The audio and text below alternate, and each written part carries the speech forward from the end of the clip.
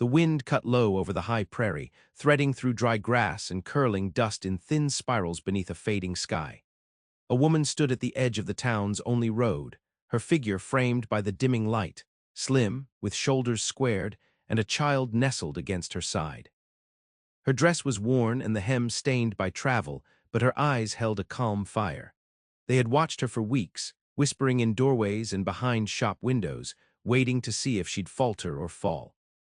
When she stepped away from the one-room schoolhouse, clutching her child like the last piece of herself, they thought she carried nothing else with her. No promises, no hopes, no story worth telling. They were wrong. The town was small, set against a horizon that stretched wide and empty. It had been her home once, before the brokenness found her. A place where the silence screamed louder than the wind, where men and women alike carried wounds beneath their work-worn hands. No one thought to ask why she left, only that she had, and with no more than the child cradled in her arms. In the days that followed, she became a ghost in their memories, disappearing into the thornbrush and the heat-soaked trails beyond the ridge. The child was the only proof she'd been real, and the only thread left to tie her to the place. Mothers watched their children more closely, men sharpened their knives in shadowed corners, and the old preacher muttered verses about wandering souls and the mercy of the Lord. But the woman was not a ghost, nor had she wandered.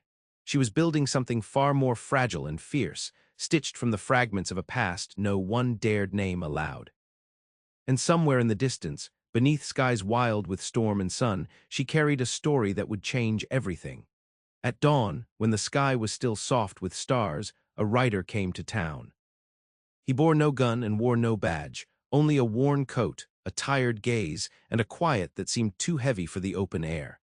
He stopped at the tavern, where men drank and talked in low tones, and asked for her by name. His voice was steady, but his eyes flicked toward the horizon as if searching for a ghost too stubborn to vanish. The woman had left with nothing but a child inside her, no possessions, no promises.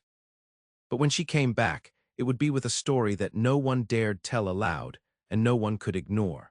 The rider's name was Caleb, and his arrival unsettled the town more than any stranger's passage usually did.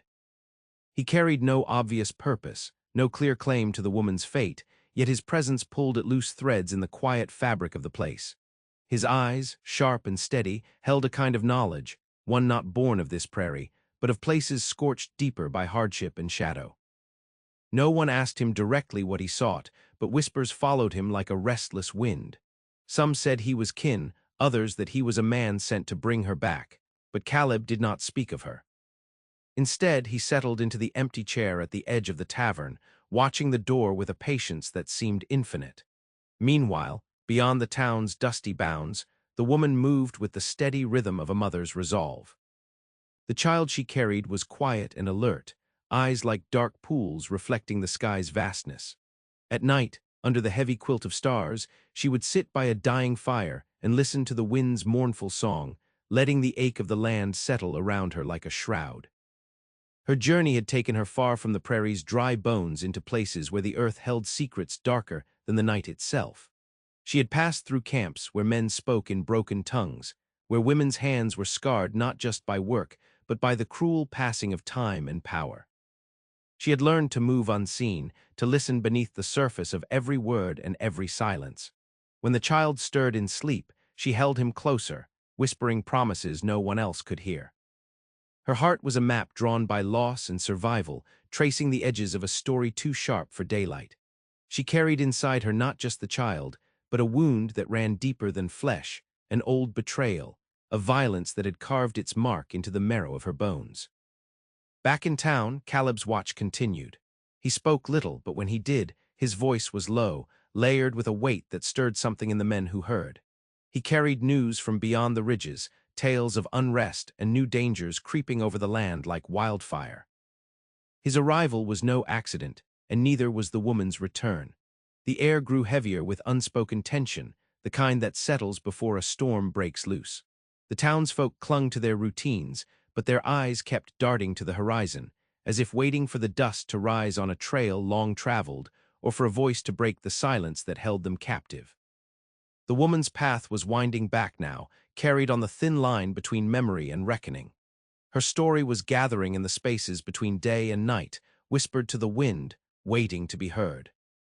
When she came back, it would be with more than the child inside her.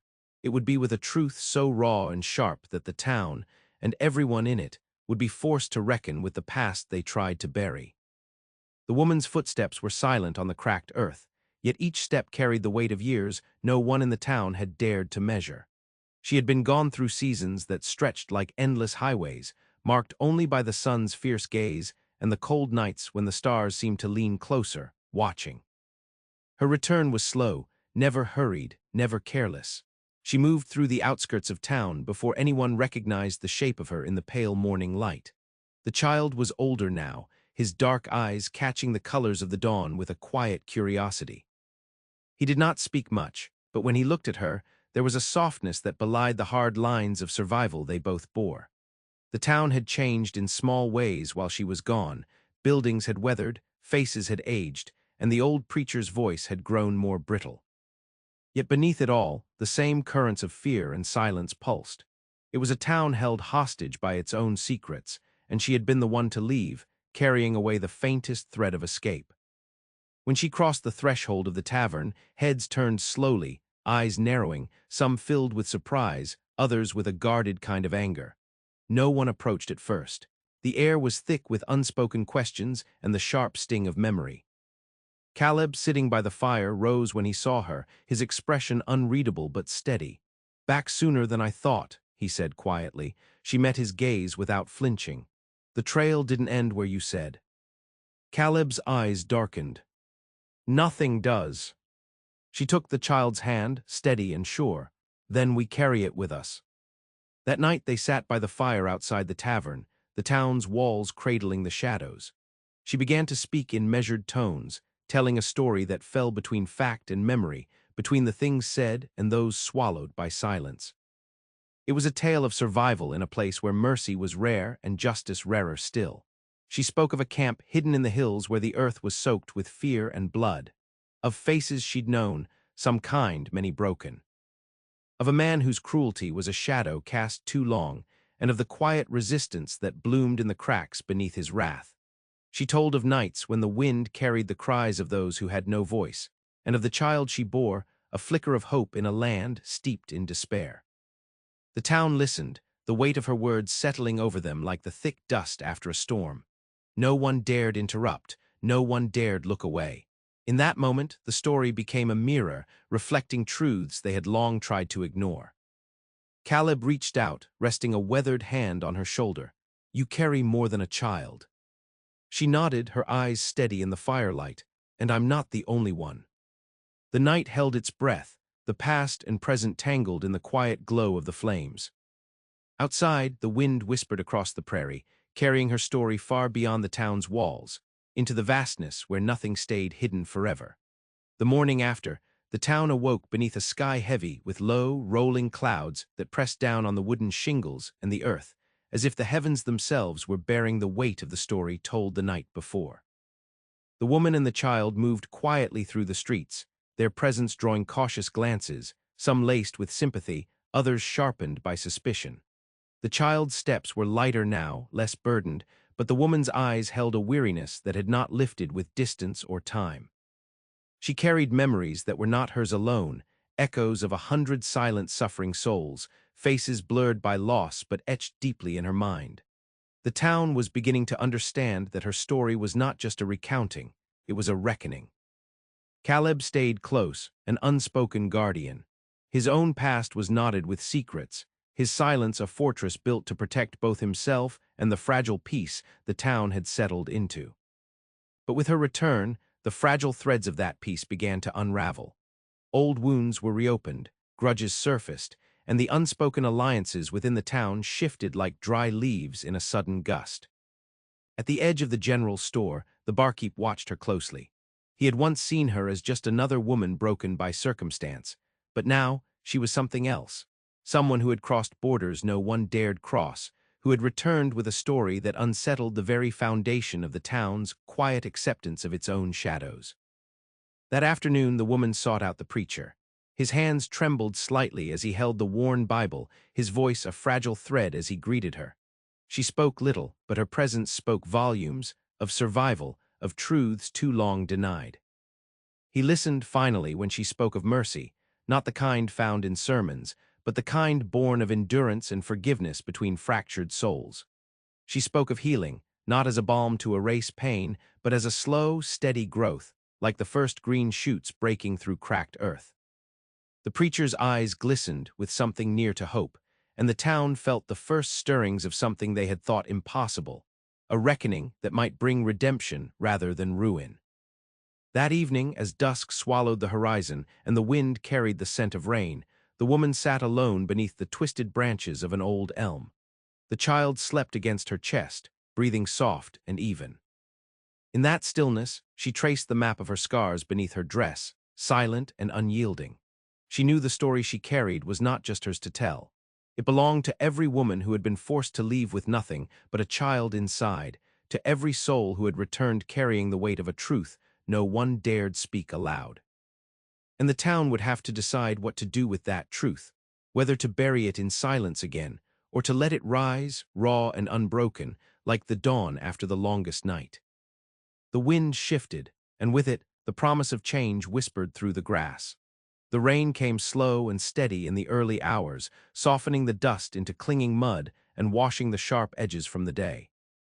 It was the kind of rain that felt like a cleansing, though no one in the town could say if it was for the earth or the souls who walked upon it.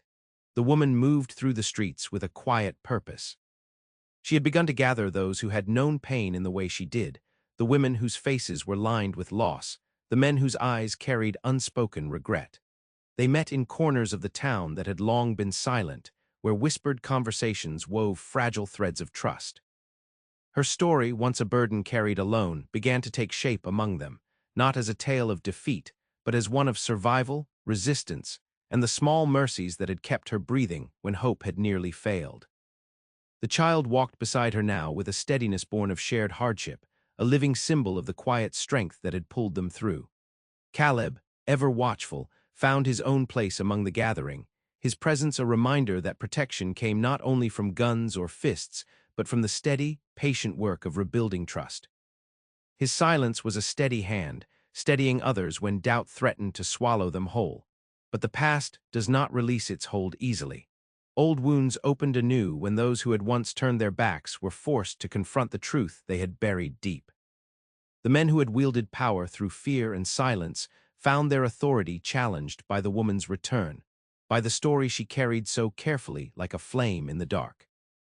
One evening, beneath the flicker of candlelight in the schoolhouse, voices rose in anger and fear. Words sharp and desperate cut through the room, but the woman held her ground, her voice steady and unyielding. "This is our story," she said, "not theirs. We hold it and we decide what it means. Not fear, not shame." The room fell silent, the weight of her words settling like dust on old wood. In that stillness, something fragile began to take root, an understanding that the story she bore was more than a burden. It was a beginning. Outside, the wind picked up, carrying the scent of rain and earth and something else, something like hope, or maybe the promise of mercy not yet spoken aloud. The child looked up at her then, eyes wide and steady. She saw in him the future, a future forged not by forgetting, but by remembering and by the slow, patient work of healing that could come only through truth. They had watched her leave with nothing but a child inside, but now she stood among them carrying a story that no one dared tell, and in telling it, they were all changed. The night stretched wide and dark, but within it a new light flickered, a light born of survival and the quiet power of a story finally given voice. The dawn came slow, a pale wash of gray over the prairie, and with it a fragile kind of quiet. The town seemed to hold its breath, as if waiting for something that had long been overdue, an end or a beginning, or perhaps both tangled together like the roots beneath the cracked earth. The woman stood at the edge of the schoolhouse porch, the child beside her, their shadows long and still in the early light. Around them gathered those who had come to listen, to bear witness, not just to the story she carried, but to the healing it offered. The faces were marked by hardship, but softened now with something like understanding, as if the weight of silence had lifted just enough to let them breathe. Caleb stepped forward, his gaze steady and clear. It's not the story that breaks us, he said quietly, but the silence we keep. No one disagreed. The woman's voice rose then, steady and sure, carrying the story beyond the walls of the schoolhouse and into the open air. She spoke of loss and fear, of the violence that had tried to claim her and the child, but also of the mercy found in small acts, the shared bread, the quiet moments of trust, the courage it took to keep moving forward. As she spoke, the wind stirred, lifting dust and carrying the sound across the prairie, a ripple of truth breaking the stillness. The child reached up, taking her hand with a lightness that belied the journey behind them. The town would never be the same. Some faces would carry scars too deep to forget, and some wounds would never fully close.